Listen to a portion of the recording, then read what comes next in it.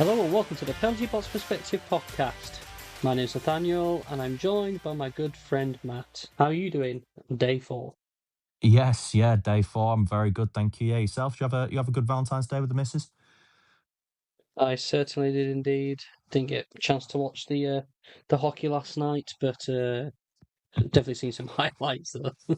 Yeah, oh yeah, for sure. Yeah, plenty to cover. Four games from Valentine's Day Saturday, making things quite interesting in particular for one of the groups, as well as an offensive masterclass, I think, on showing one. But where do we want to start, Nathaniel? Yeah, we'll go with for the early game really. I think get that one sort of out of the way, and it's a bit of a surprising result. Latvia's beat Germany 4-3. Obviously, I think we both had kind of Germany to take that game, but they didn't capitalise on a good start to the group, did Germany? So they put themselves in a bit of precarious position. Yeah, they have, haven't they? I think, it's like we were saying yesterday. I think this Latvia team, obviously, they where they lack in quality, they make up for with kind of effort, drive, team spirit as such. But yeah, they came out against the Germans and played a really good game. They did enough defensively to only concede the three. Obviously, they were outshot by the Germans 29-22. So quite a close game, all things considered. But Latvia were able to take the edge, and yeah, great result for them. Yeah, absolutely great. Pretty taken by surprise, and I like the fact that a team will get a win kind of like that. But yeah, it sucks to be Germany though. They could have had the chance going into their last game to potentially pull out an upset, but I think they're just falling back in the pack now. It's going to be a whole jumble sale in that division. Yeah, it's all going to be Um, a bit of a shuffle, isn't it? yeah, but we'll go into I guess we'll go into the great big Group B, which is the only group to have concluded their group games yesterday. They start off with a Sweden game against Slovakia. Sweden coming out with the 5-3 victory, the victory they needed if they could stand the chance of doing anything in the group. What did you catch any of that game? Yeah, caught. Didn't catch the whole game live, but caught it in sections live, and yeah, it was. I then kind of went back and watched the full highlights later on. But again, yeah, a really Group B's been a bit of a roundabout, really, hasn't it? Obviously, you've got Finland well, Sweden who've beaten Finland, then Slovakia who've beaten, oh, I can't remember which order round it's gone. Basically, they've all beaten each other and they're all ending up on the same amount of points, barring Italy. But it's all kind of come down to the goal difference, as we mentioned. But yeah, Sweden putting in a really good performance, kind of couple of goals from Elias Pettersson, Edrin Kempe, getting on the score sheet as well in the power play, and another assist for Rasmus Dahlin, who I do think in this Sweden team has been really impressive. I've really liked Darlene's tournament. I think he's looked terrific. Lucas Raymond as well. I've been really impressed by as well. He's again someone who I think flies a bit under the radar with Detroit. I think we're all aware of him as being a very good player, a very good young player, but I think he maybe doesn't quite get the appreciation he maybe kind of merits. And I think this Olympic Games is certainly going to maybe swing the narrative on that a little bit for me. Yeah, I mean the past 3 seasons, including this one, he's kind of around about or just below a point per game player. Which is exceptional. Like not every team has one of those. So the fact he's doing it at such a young age, he's like a proper underdog player, really. So it is good, especially in the Sweden team as well. He's chipping in. Um, the big thing to come out of this Sweden Slovakia game, obviously, they're all beating each other, and goal difference does play a massive factor in the ultimate seedings going into the next round of the tournament. It's not quite how the groups are done, as I've soon found out. These rules are more complicated than they're more complicated than trying to watch ice hockey for the first time, not knowing anything. Yeah, I don't is know is why. it's easier to understand what goaltender interference is in the NHL than trying to even comprehend what these Olympic rulings are, because I had a little bit of like a cursory read through the kind of the Olympic or the IHHF kind of rule book, and I was like, it was just absolutely melting my brain. Yeah, It was just trying to figure out all the tiebreakers, and if X happens, then that means we end up in situation Y, but then we might end up in situation Z if this happens. It's like, oh my good God.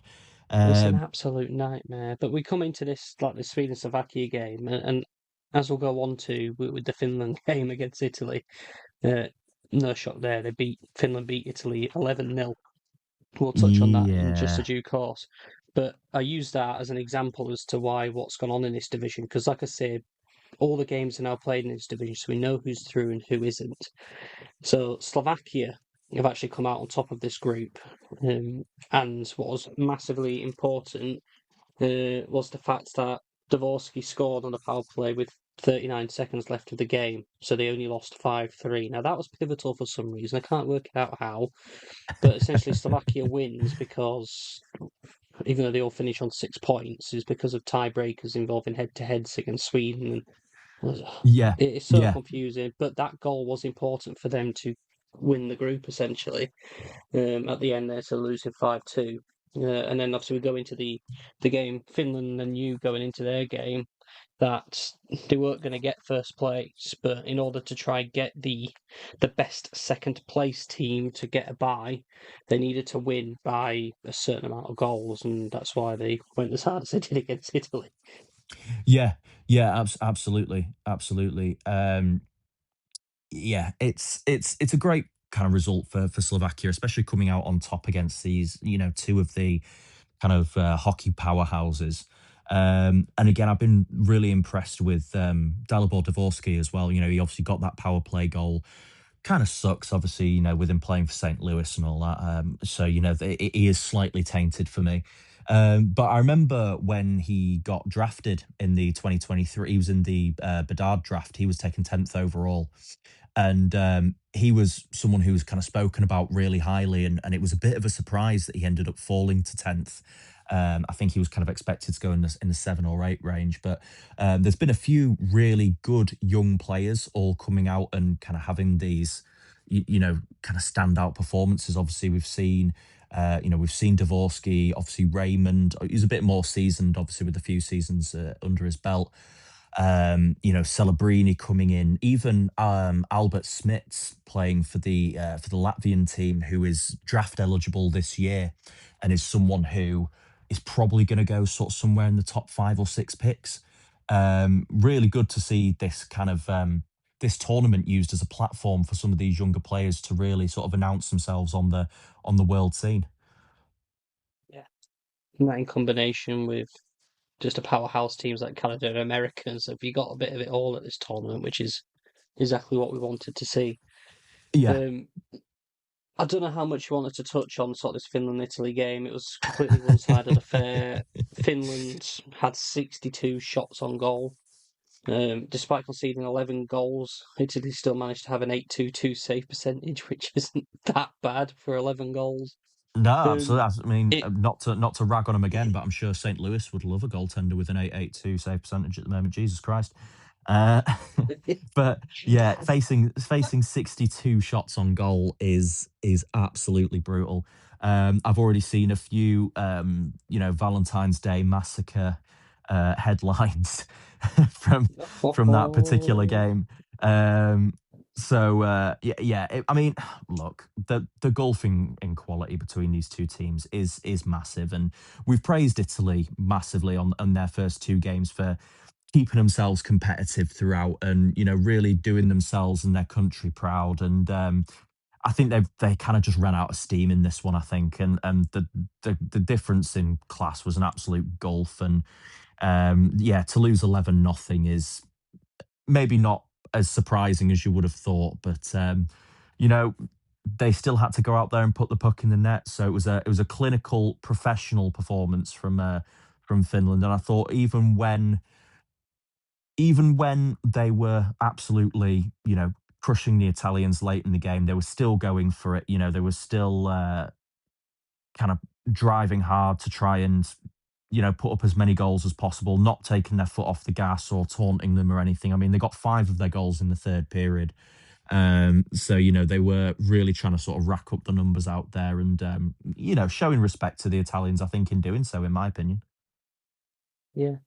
So I think it's definitely impacted diplomatic relations in the form that tariffs for the fine wine getting shipped over is not going to be increased. I think after that, The linguine tax um, has gone through the roof in Finland.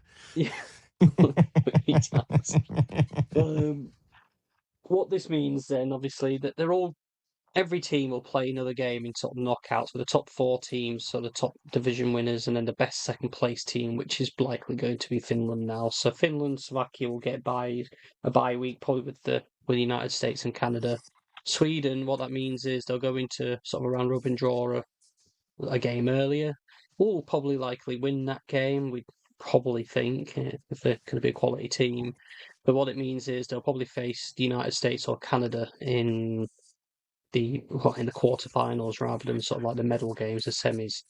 So their Yeah, run, they can still go for it and do it all, but their job's just got a lot more hard, it it a lot harder. it has, yeah, and I think especially looked at that Sweden team with the likes of obviously Hedman coming back from quite a big injury prior to the games. Nylander's been kind of on and off for the last couple of months with how healthy he's been. I just think it's maybe an extra game that Sweden would retrospectively just kind of wish they didn't have to have. Especially kind of with some of the kind of fragility of some of their players at the moment.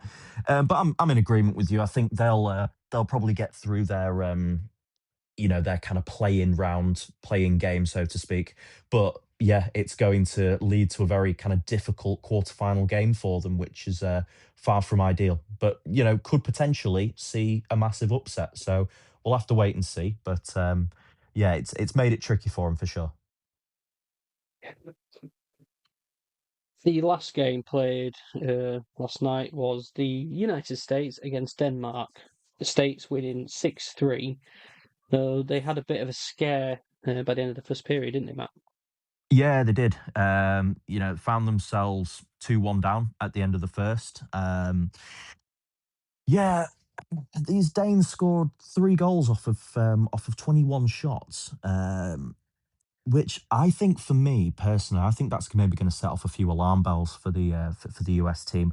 Maybe they were just being a bit complacent. Maybe they were, maybe just take it, maybe not quite up to maximum gear yet, but defensively, I thought it wasn't the best performance. I mean, ultimately, it didn't end up mattering, and they were able to sort of outscore their issues within that game. Um, you know, Nice to see kind of Matt Baldy getting on the score sheet, and Brady Kachuk getting on the score sheet again. Matthew Kachuk getting the assists, and I know that the Kachuk brothers, I think, have been a massive sort of selling point of this US team going into the Olympic Games. And obviously, I know that there's a bit of a sort of political discourse with the Kachuk brothers and the US and everything, but they're certainly good value for entertainment.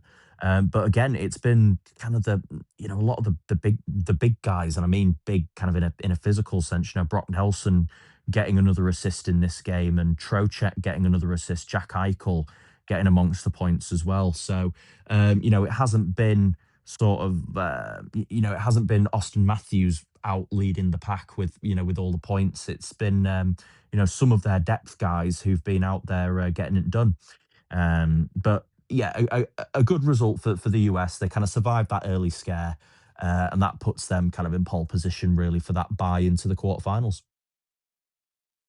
So I will say two of the three Denmark goals came from an area of the ice you could call Greenland. They came from so far away. One was just across the red line in centre ice. Apparently, it was like a weird effect of the screen swim and said like a player ran in front at the wrong time and he completely lost track of the puck. He had no idea where it was, and you could tell when he just sort of stood there and the puck flew straight past him. And then another one, it was a shot from the blue line this time that just sort of worked its way through. So it's one of them pot shots you take them. Sometimes they go in, sometimes they don't. I don't think it's like the United States got outplayed for a goal. Like we've seen these like one two passes. That just breaks open the team. It's kind of just like a pot shot that's just gone in. So Yeah, yeah, yeah, Swayman had a rough one on that respect, but yeah. Absolutely, and look, you don't you don't score goals without taking shots, and I'm sure that there were a couple of kind of fluke goals, but they'll still kind of regardless want to stamp that out and find themselves in try and defend in a way that's not going to, they're just going to need to smother the opposition and get out all over them. Especially if Swayman's going to be back in goal for another one. It was a bit of a surprise for me that he got the start in that one, but regardless, teams are going to potentially think that they can now just if they fling a puck on goal against the US, then it stands a chance of going in. Might have just been a one time fluke play. Who knows what happens there, but um, yeah, I think it's not the world's greatest concern by any stretch of the imagination, but yeah, definitely a couple they'd want back. Well, that pretty much rounds up the games from day 4 of the Olympics. Just looking ahead into what you can expect from day 5. Again, it's another busy day. Another 4 games being played. You got a battle for the Swiss against the Czech Republic, Czechia. I think that's going to be a good game. Canada against France, Denmark, Latvia, and then USA, Germany. So starting off with Group A games and finishing off with Group C games. Yeah, and it'll be interesting to see how they all play out. Obviously, we'll know from by the end of play on Sunday. We'll know who sits where, and hopefully we'll have a bit of an idea of kind of the road to the gold medal games. And then before that, we then I think have a rest day on Monday, and then we're back to it on Tuesday with more games from what I understand from the schedule. But yeah, I mean, I'm still. It's really good to see everyone getting so into the games. Really loving it. I think even just people who I know or people who I know who know that I'm a hockey fan have kind of mentioned it to me in conversation and gone, oh, I was watching the game the other day and it was really good. It was really entertaining, and that's exactly the kind of thing that we want. As guys who are fans of the sport or just want to see it grow and bring more fans into it. And if they're looking for week to week NHL coverage, then well, they know where to come for it. Absolutely. I It's been great this tournament. It's the first time I properly got into, other than the Four Nations. It's the first time I've really paid attention to international hockey. Just, I don't know, maybe it's a thing that's not as big or publicised. It all comes down to marketing, I guess, and availability to watch and getting into it. But yeah, it's so different to the NHL, but it's also great. I don't know, it's a different experience, but it's also the same nonetheless. It's Yeah, great product, completely. great entertainment. Every game, even when you have blowout games, like you still want to watch.